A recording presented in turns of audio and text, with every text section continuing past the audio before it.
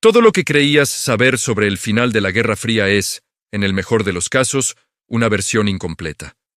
La historia oficial te habla de misiles, de espionaje, de la retórica de Ronald Reagan y, por supuesto, de la gloriosa caída del muro de Berlín. Nos contaron que fue una victoria de la ideología sobre la tiranía, que el capitalismo simplemente superó al comunismo en una carrera tecnológica. Pero esa narrativa, tan pulcra y satisfactoria, esconde el verdadero campo de batalla. Un imperio de 20 millones de kilómetros cuadrados no se desmorona por un discurso o un par de tanques. Los imperios mueren en silencio, estrangulados por la falta de dinero. La Unión Soviética no perdió la Guerra Fría. La Unión Soviética se declaró en bancarrota. Este no fue un colapso militar ni una derrota ideológica en el sentido clásico. Fue una asfixia estratégica, orquestada en las sombras, donde el arma más poderosa no era una ojiva nuclear, sino el precio por barril de petróleo. Lo que estás a punto de escuchar es el acuerdo secreto, negociado en susurros y cifrado entre Washington y Riad, que usó el crudo como un martillo y el dólar como munición.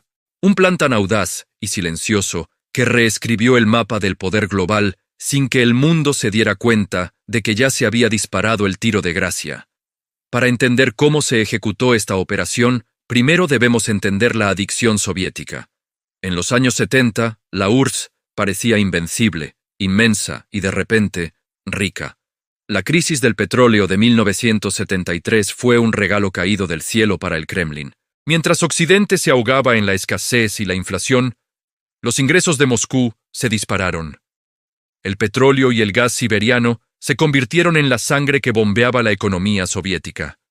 De pronto, la URSS, que siempre había despreciado el consumismo capitalista, se convirtió en un Estado rentista, un concepto que nadie en el Politburó quería reconocer en voz alta. Pensaron que habían encontrado una fuente inagotable de poder. Pero lo que realmente habían encontrado era una debilidad estructural monumental. A principios de los años 80, más del 70% de las divisas fuertes, los dólares que necesitaban desesperadamente para importar tecnología avanzada, maquinaria occidental crucial y quizás lo más humillante para una superpotencia cereales para alimentar a su propia población, provenían directamente de las ventas de hidrocarburos. Dependían del petróleo para sobrevivir, y dependían de que ese petróleo se vendiera a un precio alto, un precio que ellos no controlaban. Esta dependencia era una bomba de tiempo, y el detonador estaba enterrado en la geografía. Extraer petróleo en el desierto de Arabia Saudita era relativamente sencillo, y, sobre todo, increíblemente barato. En cambio, los campos de Siberia Occidental, donde la URSS concentró su producción, eran la definición misma de la hostilidad. Hablamos de inviernos que bajan a 50 grados bajo cero, de pantanos helados, de la necesidad de construir ciudades enteras, carreteras y gasoductos masivos solo para mover la materia prima. El costo real de producción soviético era exponencialmente mayor que el de la OPEP. Si el precio del barril caía por debajo de cierto umbral, la URSS no solo dejaba de ganar dinero, sino que la inversión necesaria para mantener los pozos activos se convertía en un agujero negro fiscal que devoraba cualquier superávit. El Kremlin estaba tan cegado por el flujo constante de petrodólares de la década de los 70 que duplicaron la apuesta. Invirtieron miles de millones en la construcción de megaductos como el famoso Urengoi-Pomari-Uzhgorod, una arteria de gas natural que se extendía desde Siberia hasta Europa Occidental, uniendo el destino económico de la URSS al de sus enemigos ideológicos. Este proyecto, que parecía una jugada maestra geopolítica para dividir a la OTAN, en realidad cimentó su vulnerabilidad. Se habían atado al dólar y al mercado global, y eso, para un imperio que predicaba la autarquía, era la mayor de las traiciones ideológicas. Mientras tanto, al otro lado del Atlántico, la nueva guardia de Washington, liderada por Ronald Reagan y su director de la CIA, William Casey, observaba esta adicción con una claridad perturbadora. Entendieron que la URSS no podía ser derrotada militarmente sin arriesgar la aniquilación mutua, pero sí podía ser derrotada financieramente. La doctrina Reagan nació de esta premisa. No enfrentes al oso en el bosque, destrúyele su fuente de alimento. El primer frente de esta nueva guerra, la que se hizo pública, fue la carrera armamentística, obligar a la URSS a igualar el gasto en defensa de Estados Unidos. Pero incluso ese gasto masivo, aunque doloroso, no era suficiente para colapsar al imperio. El Politburó estaba acostumbrado a priorizar los misiles sobre el pan. Había que atacarlos donde más les dolía, su cuenta bancaria en divisas. William Casey sabía que, si el precio del petróleo se desplomaba de manera sostenida, el sistema soviético implosionaría. El plan era simple en su concepción, pero diabólicamente complejo en su ejecución: inundar el mercado mundial de crudo. Pero Estados Unidos, por sí mismo, no podía hacerlo. Necesitaban un socio con la capacidad de producción masiva y, crucialmente, con la voluntad geopolítica de ignorar la estabilidad de los precios globales. Necesitaban a Arabia Saudita. Aquí es donde entra en juego el acuerdo más explosivo de la Guerra Fría. Un pacto que sigue siendo tabú en ciertos círculos de Washington y Riad. La Casa Blanca sabía que Arabia Saudita tenía la capacidad, como el productor swing de la OPEP, de abrir los grifos y destrozar el mercado. Y Arabia Saudita tenía sus propias razones para temer a la URSS, especialmente por su invasión de Afganistán y su apoyo a regímenes rivales en la región. Las reuniones se hicieron en secreto, lejos de la prensa y de los ojos curiosos de la OPEP. Se habla de encuentros clave en 1985 entre George H. W. Bush, entonces vicepresidente, y el rey Fahd. El mensaje de Washington era claro: garantías inquebrantables de seguridad militar, tecnología sofisticada y la promesa de mantener la hegemonía del petrodólar a cambio de una sola cosa: soltaran el petróleo. Que dejaran de actuar como moderadores de precios y, por el contrario, que se convirtieran en el agente de la deflación energética. Lo que Riad exigió y Washington concedió fue la reafirmación del Pacto de 1974 de Henry Kissinger. El dólar seguiría siendo la única moneda aceptada para las transacciones de crudo, garantizando que el vasto flujo de petrodólares siguiera reciclándose a través de los bancos estadounidenses. Para Arabia Saudita era una jugada doble. Fortalecían su protector y eliminaban a su rival geopolítico. En la primavera de 1985, la orden fue dada. Arabia Saudita abandonó oficialmente su rol histórico de protector de precios y anunció que, a partir de ese momento, priorizaría la cuota de mercado por encima del precio. La producción saudita se disparó, inundando el mercado con millones de barriles extra al día. El efecto fue inmediato y brutal. Si en 1981 el barril de petróleo se cotizaba a $35, una cifra cómoda para la URSS, en 1986, apenas unos meses después de la decisión saudita, el precio se había desplomado a menos de $10. Para la Unión Soviética, esto fue catastrófico. No fue una recesión, fue una hemorragia. Los economistas del Kremlin calcularon la pérdida de ingresos en $20,000 millones anuales, una cifra astronómica que representaba su capacidad de compra en el extranjero. De pronto, el imperio se encontró sin los dólares necesarios para importar la tecnología crucial que mantenía a flote sus fábricas, y peor aún, sin el grano para alimentar a sus ciudadanos.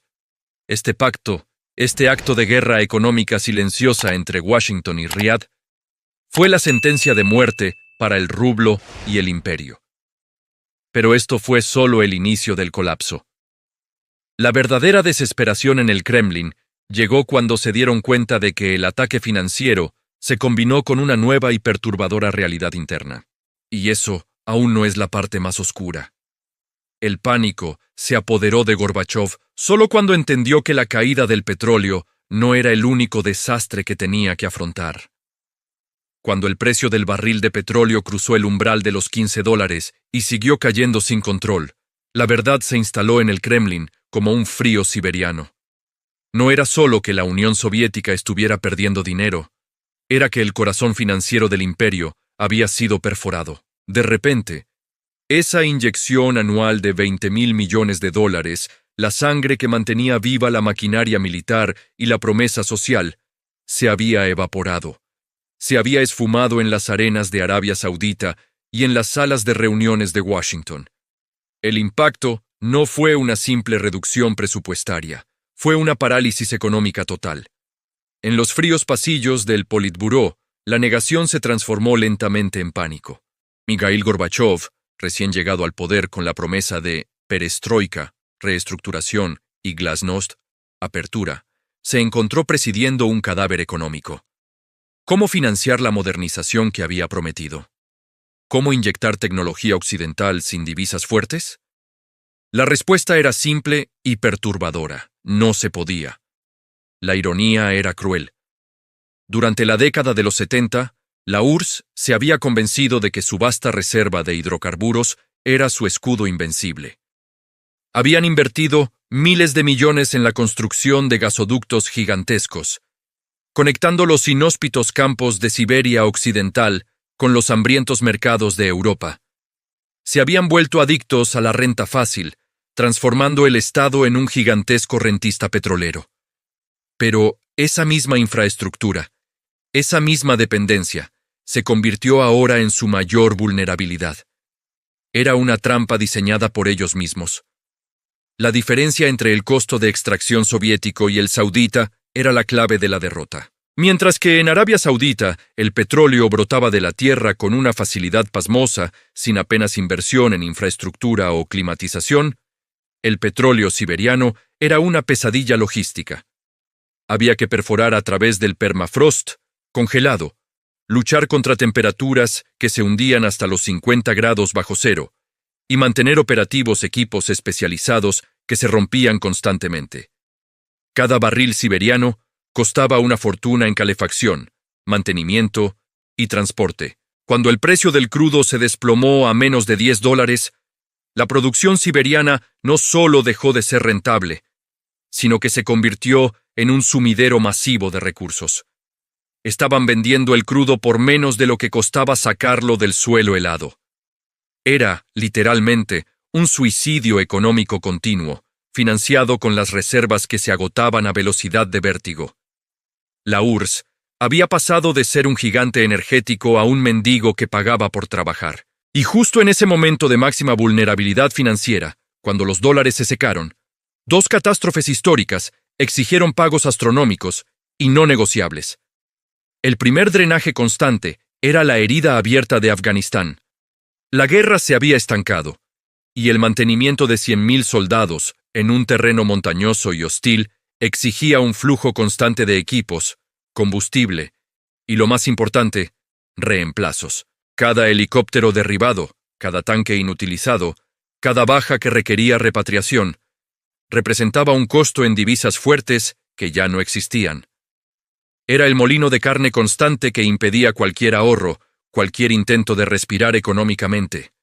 Pero fue el segundo evento, el que ocurrió en la primavera de 1986, lo que selló definitivamente el destino del imperio y llevó el pánico a un nivel existencial. El 26 de abril de 1986, el reactor número 4 de la central nuclear de Chernóbil estalló. Chernóbil fue más que un desastre ecológico y humano. Fue un agujero negro financiero que apareció en el momento preciso en que la URSS no podía permitirse ni siquiera una pequeña fuga. Un accidente nuclear no espera la aprobación presupuestaria del Politburó. Exige acción inmediata, masiva e incondicional. La urgencia de sellar el reactor, evacuar a cientos de miles de personas y movilizar a la vasta maquinaria de liquidadores costó miles de millones de rublos, que debían convertirse en dólares para comprar materiales especializados que solo Occidente podía proporcionar. Acero reforzado, plomo, hormigón especial, equipos de descontaminación. Todo esto requería divisas que se habían esfumado con la caída del precio del petróleo. Imaginen la escena en el Kremlin. Gorbachov tiene un informe sobre su escritorio. Los ingresos petroleros, que financian el 70% de las importaciones, han caído a un tercio. Al mismo tiempo, el reporte de Chernóbil exige el gasto inmediato de lo que queda en la caja fuerte para evitar una catástrofe continental. Era el escenario de pesadilla que William Casey, el director de la CIA, había soñado. La URSS, obligada a elegir entre defenderse militarmente, alimentar a su gente o contener una crisis interna que amenazaba con la anarquía. El colapso de los precios del petróleo fue la causa de la anemia económica. Chernóbil fue la hemorragia repentina que la mató. Esta combinación de desastres provocó una cascada de fallos internos. Sin dólares, las fábricas no podían importar piezas de repuesto para su maquinaria obsoleta. La producción se estancó. La escasez de bienes de consumo, que ya era endémica, se hizo crítica. Las colas para conseguir alimentos básicos se alargaron. El rublo, que ya era una moneda artificialmente valorada, perdió el último vestigio de confianza popular. La gente empezó a percibir la desconexión total entre la propaganda del partido y la realidad de los estantes vacíos. Gorbachov había introducido la glasnost para ganarse la confianza del pueblo y permitir una crítica controlada que facilitara la perestroika. Pero la glasnost se convirtió involuntariamente en la herramienta que expuso la magnitud del desastre económico. La prensa, por primera vez, hablaba abiertamente del desastre de Chernóbil, de la escasez de carne, de la corrupción en las provincias. Esta apertura, que en tiempos de prosperidad habría sido saludable, se convirtió en una carga letal en tiempos de bancarrota. La falta de dinero generó escasez, la escasez generó disidencia civil, y la glasnost simplemente amplificó esa disidencia hasta un punto de no retorno. El imperio no se disolvió por una derrota militar en el campo de batalla. Se disolvió porque sus ciudadanos no tenían pasta de dientes y entendían que la razón era que el Estado no tenía dólares. El enemigo de la Unión Soviética no fue la OTAN en Alemania Oriental. Su verdugo fue la cotización del barril de crudo en el mercado de futuros de Nueva York, negociada en secreto con un aliado improbable en el desierto saudita. La URSS se había transformado en un gigante de pies de barro que dependía de un único hilo de oro negro. Cuando ese hilo fue cortado, el coloso cayó. Lo que comenzó como una estrategia financiera audaz en Washington, terminó como una implosión social en Moscú. La lección estaba clara. En la guerra moderna, el arma más poderosa no es la cabeza nuclear, sino el control del ciclo de la divisa global. Pero el juego no terminó con la caída del muro de Berlín. La misma dependencia energética que se usó para derribar a la URSS resurgiría años más tarde para definir la geopolítica de su heredera, la Rusia de Vladimir Putin. Y el arma, aunque oxidada, seguía siendo la misma. Porque el verdadero costo de este colapso, el legado más peligroso de la batalla del petróleo y el rublo, es cómo esta lección se aplicó a la nueva Rusia. Y la historia de cómo la élite postsoviética intentó evitar esta trampa, terminó creando una mucho peor. Y eso, de lejos, es la parte que la historia se niega a contar con suficiente detalle. El fantasma de la bancarrota soviética no se quedó vagando por los archivos del Kremlin. Se sentó en la cabecera de la mesa de Vladimir Putin desde el primer día. Putin, un hombre forjado en la paranoia de los servicios de inteligencia, no vio la caída de la URSS como la victoria de la libertad. La vio como un acto de traición interna y, sobre todo, como una ejecución financiera brutal. La lección estaba grabada a fuego. No importa cuántos misiles tengas, si tu enemigo controla la llave de tu caja fuerte. La prioridad de la nueva Rusia, por lo tanto, no podía ser la democracia o la integración occidental. Su prioridad tenía que ser la supervivencia económica a cualquier precio. Y la supervivencia, en su mente, significaba blindarse contra la próxima caída coordinada del petróleo. Lo primero fue tomar el control. Gorbachov había fallado porque las divisas estaban dispersas y la economía era un caos inmanejable. Putin, al llegar al poder, lanzó una campaña silenciosa para renacionalizar, o, al menos, subordinar la vasta riqueza energética que había caído en manos de los oligarcas tras el colapso. Esta no fue una purga moral, fue una jugada de seguridad nacional. Si el 70% de tus ingresos dependen de un recurso, ese recurso no puede estar en manos de individuos que puedan ser influenciados por potencias extranjeras.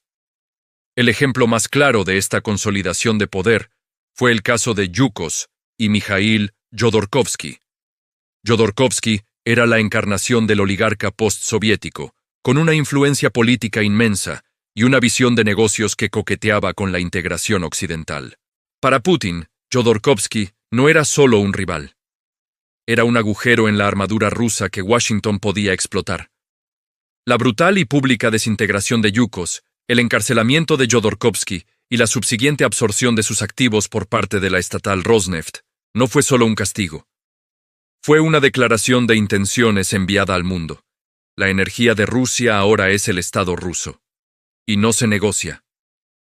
Y así, Rusia se transformó en un Estado rentista, aún más puro que la antigua URSS, pero con una diferencia crucial. El control era centralizado. La caja fuerte estaba bajo llave y la paranoia era institucionalizada. Justo cuando Putin consolidaba este control, la fortuna sonrió. Tras el lento arrastre de los años 90, el barril de crudo, que había estado rondando los 10 o 20 dólares, comenzó un ascenso meteórico a principios de los 2000. El precio se disparó. De repente, Rusia nadaba en petrodólares.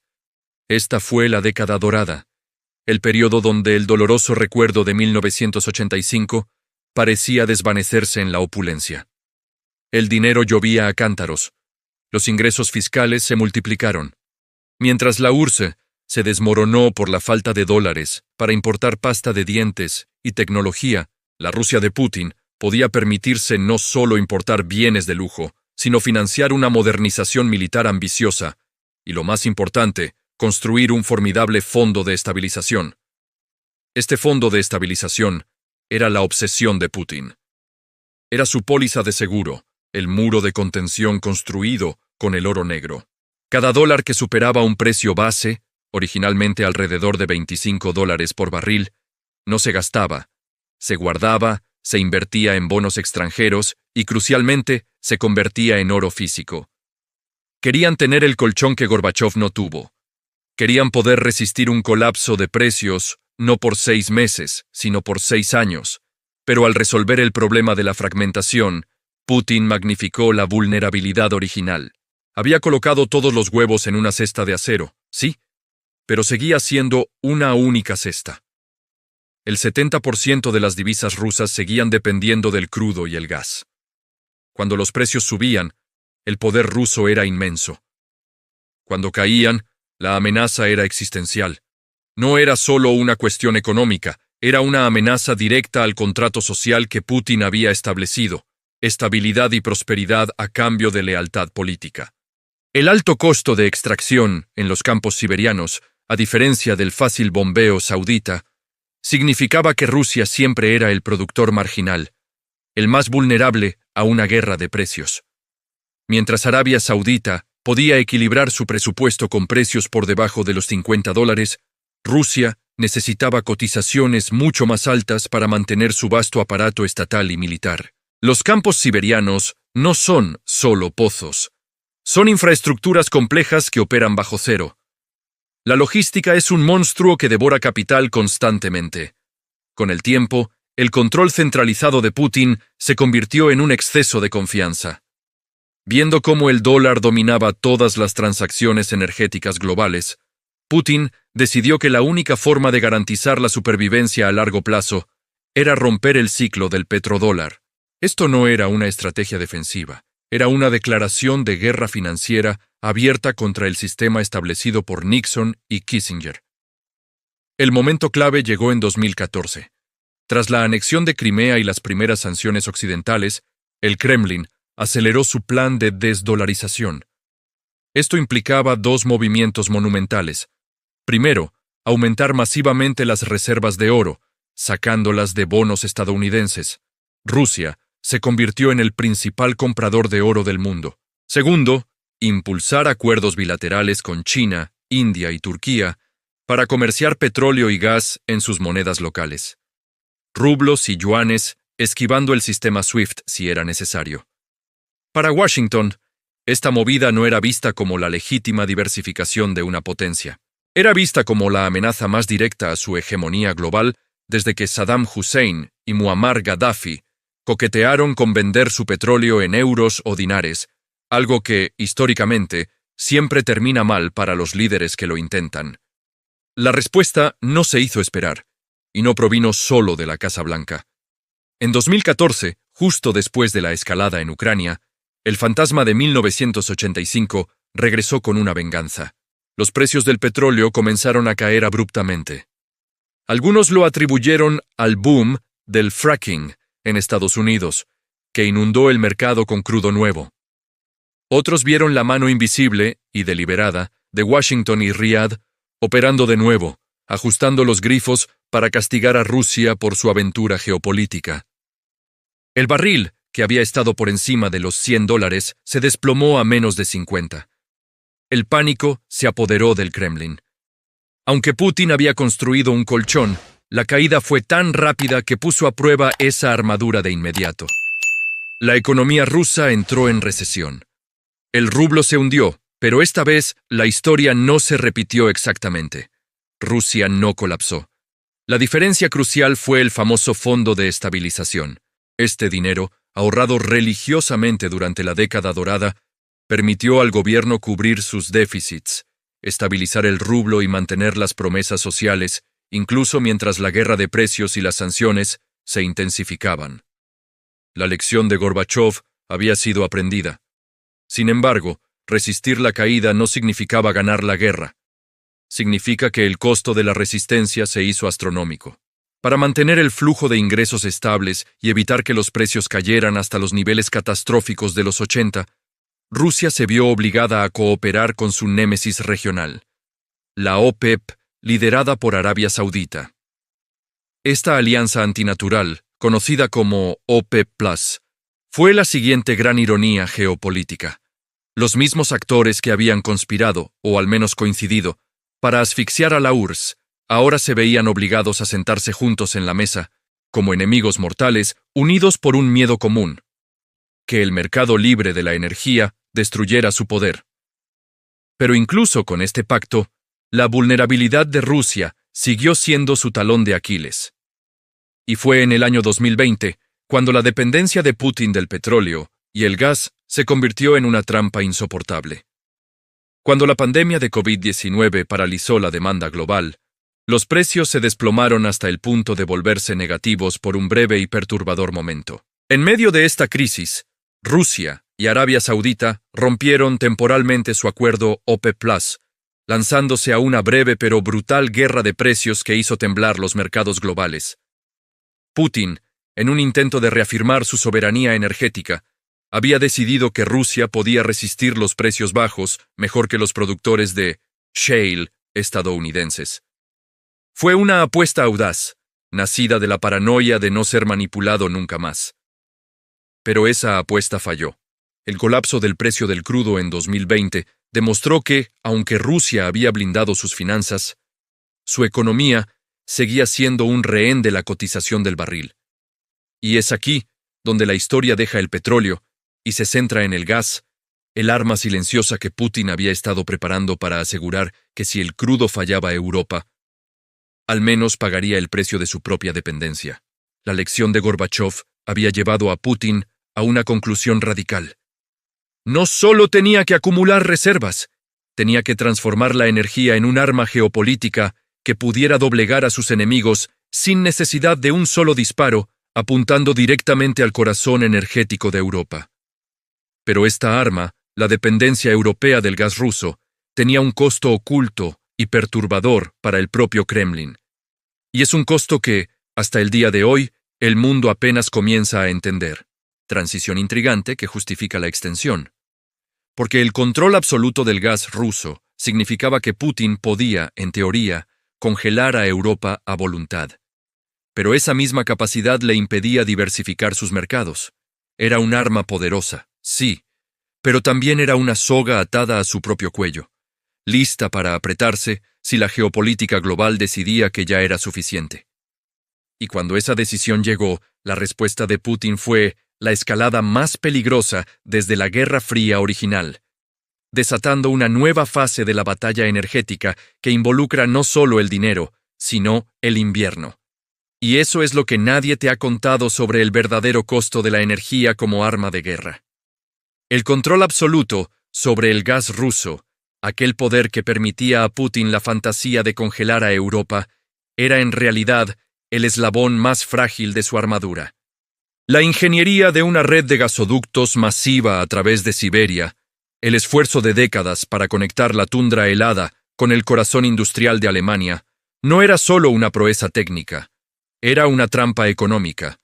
Si bien el crudo puede cargarse en buques cisterna y venderse a cualquier parte del mundo, a China, a la India, a quien pague, el gas natural licuado requiere infraestructura monumental y el gas de gasoducto requiere clientes fijos y tuberías fijas. Putin había invertido billones en esa red, asegurando que Europa no pudiera vivir sin sus miles de millones de metros cúbicos anuales.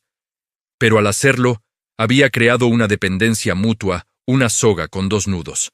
Si Europa dejaba de comprar Rusia, no tenía a dónde enviar ese gas inmediatamente. Y el costo de mantenimiento de las infraestructuras siberianas de las estaciones de compresión de la logística bajo cero seguiría siendo astronómico. La lección de Gorbachov era que la dependencia del recurso te mata. La respuesta de Putin fue hacer que el enemigo dependiera de ti, creyendo que eso le otorgaría inmunidad. Fue un cálculo brillante, pero basado en la premisa errónea de que Europa nunca tendría la voluntad política para sufrir el frío. Cuando el conflicto escaló en 2022, Occidente no atacó con misiles, ni siquiera con una guerra petrolera directa como la de Reagan. Fueron por el golpe de gracia financiero. Un ataque quirúrgico que la URSS de los 80 nunca habría podido concebir. El arma definitiva no fue el precio del barril, sino el sistema de reservas globales. Congelaron más de $300.000 millones en activos del Banco Central ruso mantenidos en el extranjero, cortando el acceso de Moscú a las divisas que necesitaba para estabilizar el rublo y para importar bienes esenciales. Fue la misma estrategia de Reagan, pero acelerada y magnificada por la globalización. Asfixiar al enemigo, cortando su acceso al dinero real. Solo que esta vez, el enemigo había aprendido la lección de la fragilidad del dólar.